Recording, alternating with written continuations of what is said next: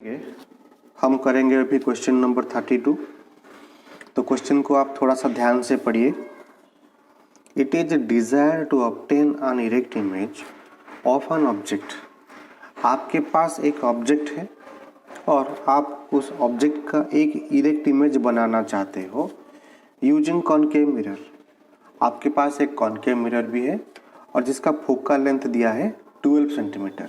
ठीक है, तो चलिए स्टार्ट करते हैं। तो पहला सवाल दिया है, what should be the range of the object distance in the above case. तो ये देखिए आपके सामने एक कॉनकेव मिरर है, ये प्रिंसिपल एक्सिस, ये पोल, ये फोकस और ये सेंटर ऑफ कर्वेचर। तो ये जो फोकल लेंथ आपको दिया है ये दिया है यहाँ पे 12 सेंटीमीटर और आपको एक इरेक्ट इमेज चाहिए। सो कॉनकेव मिरर में सिर्फ एक ही कंडीशन है जहाँ पे आपको इरेक्ट और वर्चुअल इमेज मिलता है, वो होता है कुछ ऐसा। अगर आपका जो ऑब्जेक्ट है फोकस और पोल के बीच में अगर रहता है तो, अगर आपका जो ऑब्जेक्ट है फोकस और पोल के बीच में अगर रहेगा तो जा ये पॉसिबल होगा, वरना नहीं। तो पहला सवाल आपसे दिया था, what should be the range of the object distance in the above case. तो ऑब्जेक्ट को आप कहाँ पे रखोगे? तो सिंपल है, ऑब्जेक्ट को आप फोकस और पोल के बीच में रखोगे। ठीक है। Question number 2, will the image be smaller और larger than the object? Draw a ray diagram to show the formation of image in this case. तो इस केस में आपका जो इमेज बनेगा छोटा होगा या बड़ा होगा? तो हम यहाँ पे देख सकते हैं जो इमेज बना है वो बड़ा है और ये हमसे पूछा है ड्रॉ द रे डायग्राम। तो रे डायग्राम बनाने के लिए आपसे कहा है, तो चलिए रे डायग्राम भी बना लेते हैं।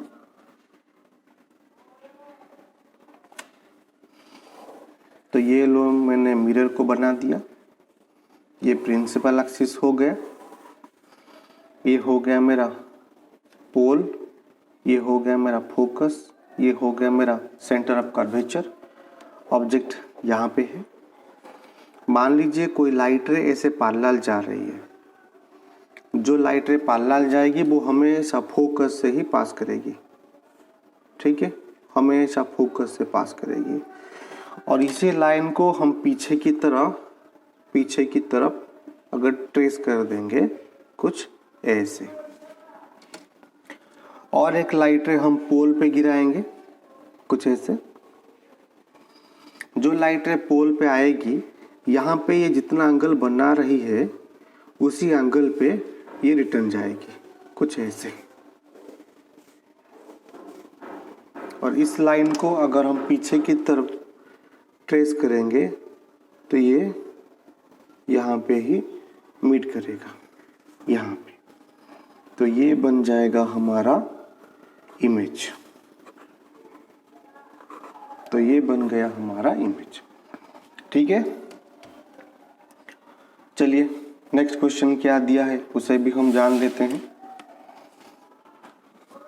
थोड़ा सा जूम कर लेता हूं। चलिए यहाँ तक ठीक है। Where will the image of this object be if it is placed 24 centimetre in front of the mirror? आपसे पूछा है अगर हम ऑब्जेक्ट को मिरर के सामने 24 सेंटीमीटर के दूरी पर अगर रखेंगे तो इमेज कहाँ पे बनेगा। तो चलिए इसको इमेज बना के ही हम समझेंगे ताकि इसे समझने में हमें कोई परेशानी ना हो। तो ये मेरा कॉनकेव मिरर है, ये हो गया मेरा प्रिंसिपल एक्सिस, यहाँ पे पोल है, ये फोकस है, ये सेंटर ऑफ कर्वेचर है। तो फोकस जो दिया है ये 12 सेंटीमीटर का दिया है और आपसे अभी सवाल पूछा था कि जो इमेज है वो मिरर से 24 सेंटीमीटर की दूरी पे होगी। मतलब यहाँ पे क्योंकि ये डिस्टेंस अगर 12 सेंटीमीटर का है तो ये डिस्टेंस भी 12 सेंटीमीटर का होगा ना। ये डिस्टेंस अगर 12 सेंटीमीटर का है तो ये डिस्टेंस भी 12 सेंटीमीटर का ही होगा। तो इस केस में इमेज कहाँ पे बनेगा ये हमसे पूछा है। तो एक लाइट रे अगर मैं पैरेलल ले जाता हूँ तो जो पैरेलल गई वो हमेशा ही फोकस के डायरेक्शन में बैक करेगी, और दूसरा लाइट रे अगर मैं फोकस से लेता हूँ, ऐसे फोकस से, तो जो लाइट रे फोकस से गई है वो ऐसे पैरेलल आएगी। तो जो इमेज बनेगा वो ये लगभग यहाँ पे बिल्कुल सेंटर ऑफ कर्वेचर के ठीक नीचे होगा। यहाँ इसे मैंने हाथ से किया है तो इसीलिए ये थोड़ा यहाँ इस पोजीशन पे आपको दिख रहा है। अगर आप इसे स्केल से बनाओगे तो ये बिल्कुल उसके नीचे ही बनेगा। अगर ये आपका ऑब्जेक्ट है तो इमेज ठीक यहाँ पे ही बनेगा। तो इसी केस में जो आपका इमेज है और जो ऑब्जेक्ट है दोनों आपके सेंटर ऑफ कर्वेचर पे बनेंगे। ठीक है, चलिए फिर नेक्स्ट क्वेश्चन पे हम आते हैं।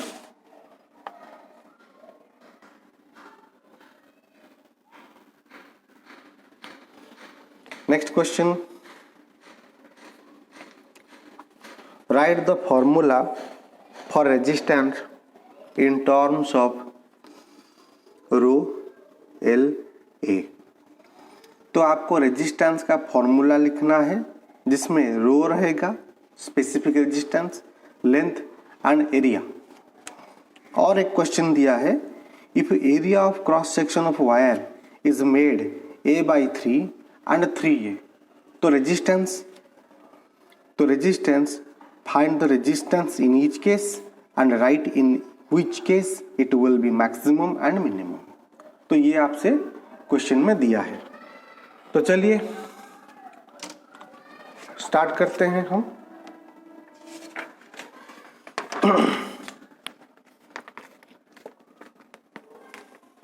पहला क्वेश्चन को हम सॉल्व कर लेते हैं।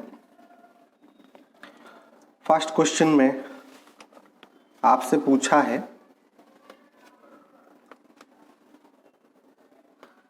Right the formula for resistance in terms of rho L and A. हम जानते हैं जो रेजिस्टेंस होता है directly proportional to the length and resistance inversely proportional to the area.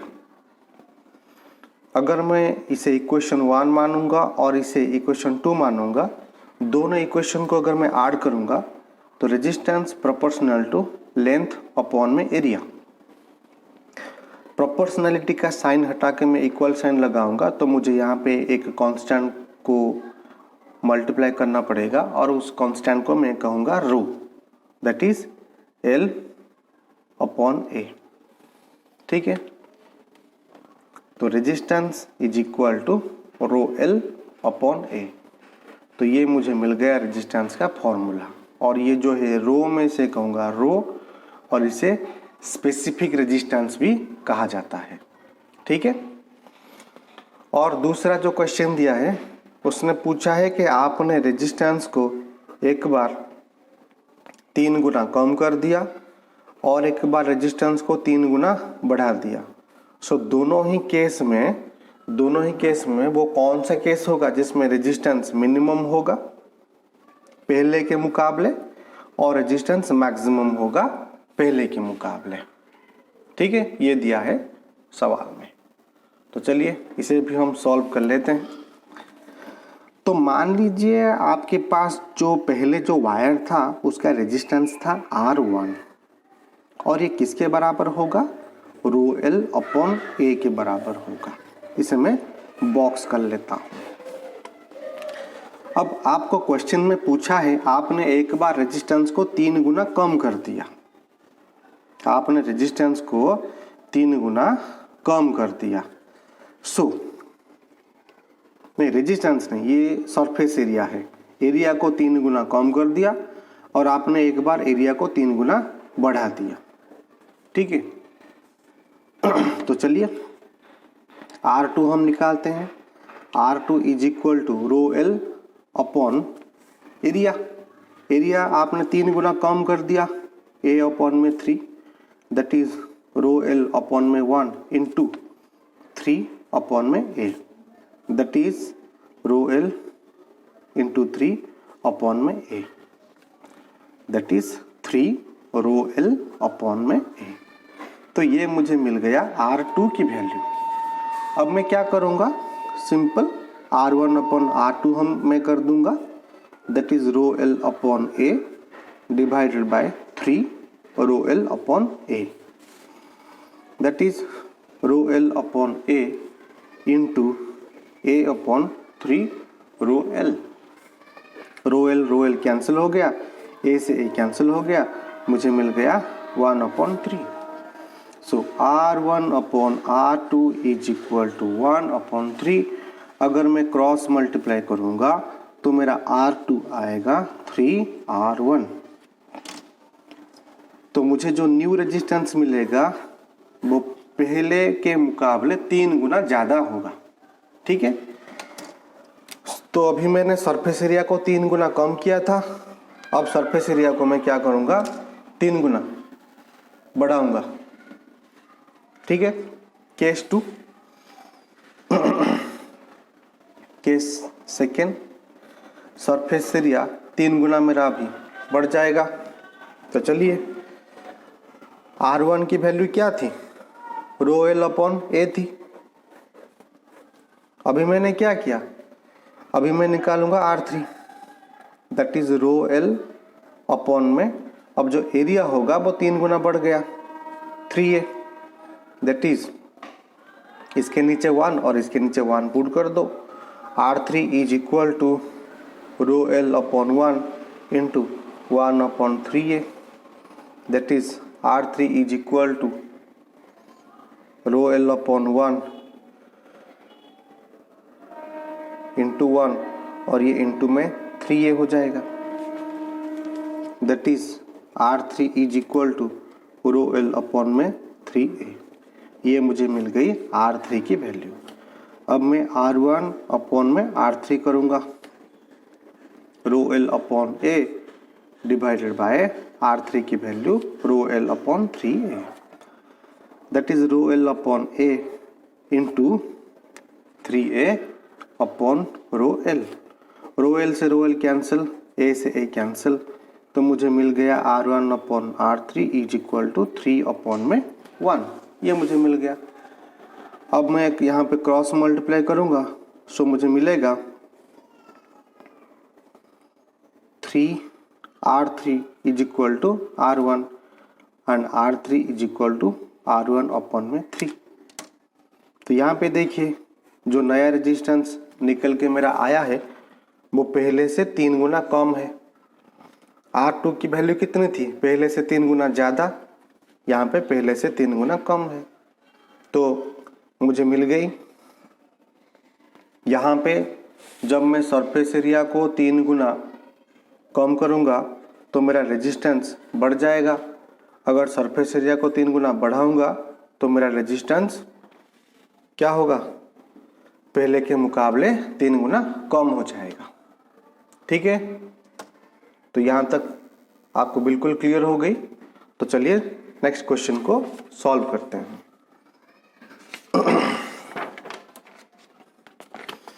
Question number 33, इसे थोड़ा सा ध्यान से आप देखिए।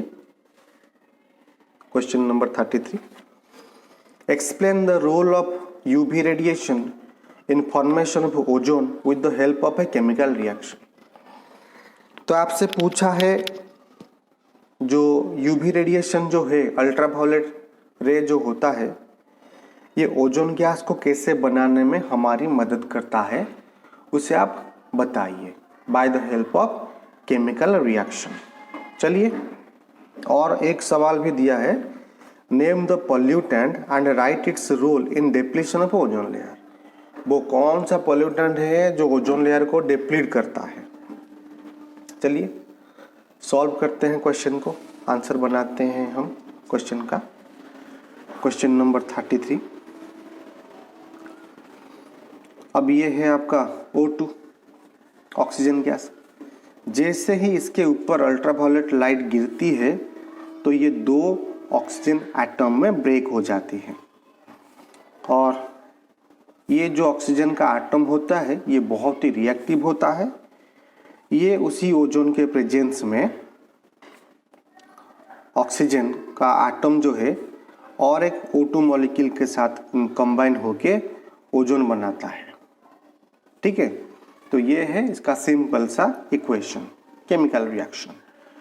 अब वो ऐसा है कि पोल्यूटेंट का बारे में पूछ रही है, जो पोल्यूटेंट इस प्रोसेस को, ओजोन लेयर को डिप्लीट करता है, मतलब ये जो ओजोन बनाने का जो प्रोसेस है उसे कम कर देता है, और उस पोल्यूटेंट का नाम है क्लोरोफ्लोरोकार्बन। ठीक है,